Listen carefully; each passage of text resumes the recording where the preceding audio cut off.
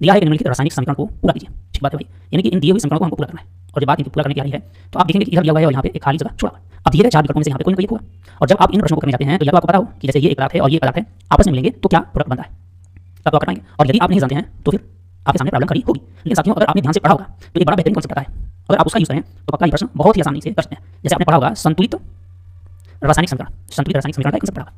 आइए सबसे पहले मैं आपको वो कॉन्सेप्ट रिवाइज कराता हूँ और फिर आगे बढ़ते हैं।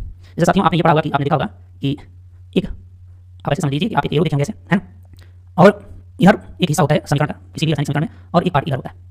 इधर वाले पार्ट में इसके कई पार्ट हो सकते हैं कि इधर कई सारे प्रोडक्ट जुड़े हुए हों, कई सारे अभिकारक, इधर वाले जो भी पदार्थ होते हैं उन्हें आप क्या कहते हैं, अभिकारक कहते हैं। ठीक है, और इधर वाले जो मिलते हैं इधर वाले उसको आप उत्पाद कहते हैं, है ना।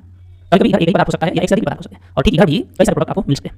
अब संतुलित रासायनिक समीकरण क्या कहता है, उसका कॉन्सेप्ट क्या कहता है, कहता है कि इधर जितने भी अभिकारक हैं और उन अभिकारकों में जो एलिमेंट अर्थात जो तत्व हिस्सा ले रहे हैं और उन तत्वों के जितने परमाणु, ध्यान से समझिएगा, उन तत्वों के जितने परमाणु हिस्सा ले रहे हैं इस रासायनिक अभिक्रिया में, उतने ही उन तत्वों के परमाणु रासायनिक अभिक्रिया पूरा होने के बाद इधर भी होने चाहिए। जैसे एग्जांपल मैं आपको समझाता हूँ, फिर सवाल में बढ़ेंगे।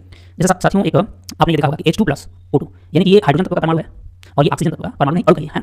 तो आप देखेंगे कि इनसे मिलकर क्या बनता है, जल बनता है, H2O। अब अगर आप इसे संतुलित रासायनिक समीकरण की दृष्टि से देखें, संतुलित रासायनिक समीकरण की दृष्टि से देखें तो संतुलित रासायनिक समीकरण ये कह रहा है कि इधर जो भी हिस्सा लेने वाले तत्व हैं और उनके जितने परमाणु इधर हैं, ठीक प्रोडक्ट के बाद उन तत्वों के परमाणु इधर भी होने चाहिए, है ना। और इसके पीछे कहानी है कि किसी भी रासायनिक अभिक्रिया में परमाणु न तो नष्ट होते हैं और न ही बनते हैं, और साथ ही साथ विद्यमान समीकरण का भी संचालन करता है। हमको बस इतनी सी बात अपने दिमाग में रखनी है कि जितने भी परमाणु इधर हिस्सा ले रहे हैं जिस तत्व के, उस तत्व के उतने परमाणु इधर भी होने चाहिए। जैसे देखिए यहाँ हाइड्रोजन के कितने परमाणु हैं, 2 परमाणु हैं, और आप आएंगे तो इधर भी देखिए हाइड्रोजन के 2 परमाणु हैं। ठीक बात है, ये तो ठीक है, बैलेंस है। इधर ऑक्सीजन के 2 परमाणु हैं, लेकिन इधर ऑक्सीजन का क्या, एक ही परमाणु है। तो ये संतुलित रासायनिक समीकरण के हिसाब से रासायनिक समीकरण संतुलित नहीं है, इसको संतुलित करना पड़ेगा। और आप संतुलित करने के लिए क्या करते हैं, सबसे पहले आप इधर 2 से गुणा कर दीजिए। अब 2 से गुणा करेंगे तो इधर आपके 4 हाइड्रोजन हो जाएंगे, 2 गुना 4 हाइड्रोजन, और ये तो 2 ऑक्सीजन हो जाएगा। तो आप देखेंगे कि ऑक्सीजन तो बैलेंस हो गई, लेकिन हाइड्रोजन इधर 4 हो गया और इधर आपका 2 ही, इधर 4 मान लीजिए, 2 से गुणा कर दीजिए। अब यदि आप देखेंगे ये पूरा पूरा समीकरण क्या है, संतुलित है। ठीक है, तो साथियों, हम उन सभी प्रश्नों को इसी कॉन्सेप्ट के बेस पे करेंगे। दिमाग में क्या करना है कि जितने परमाणु इधर हैं जिस तत्व के, उतने ही परमाणु उस तत्व के इधर होने चाहिए।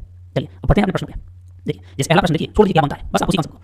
अब देखिए आपको इधर H2O मिला है, क्या मिला है, H2O मिला है, और इसके अलावा आपको कोई चीज नहीं मिली, यानी कि इधर आप देख रहे हैं तो कार्बन कार्बन कार्बन हाइड्रोजन और ऑक्सीजन भी है। तो आप किसी एक तत्व को पकड़ लीजिए और बैलेंस बनाने की कोशिश कीजिए। जैसे मान लीजिए इस प्रश्न में हम लोग कार्बन को लेते हैं तो यहाँ कार्बन 1 है, यहाँ कार्बन 1 है, 2 हो गए, और यहाँ कार्बन 2, तो कुल मिला के 4 कार्बन। इसका मतलब कि इधर भी 4 कार्बन के परमाणु होने चाहिए। और जब आप देखते हैं तो इधर कुछ है नहीं कार्बन के नाम पे, तो वो कहाँ से आएगा, ऑप्शन से आएगा। अर्थात हमको वही ऑप्शन चूज करना है जिसमें कम से कम कितने परमाणु करने के हों, 4। क्या इस ऑप्शन में कार्बन के 4 परमाणु हैं, नहीं, इसमें तो सिर्फ एक ही है, तो ये ऑप्शन नहीं हो सकता है।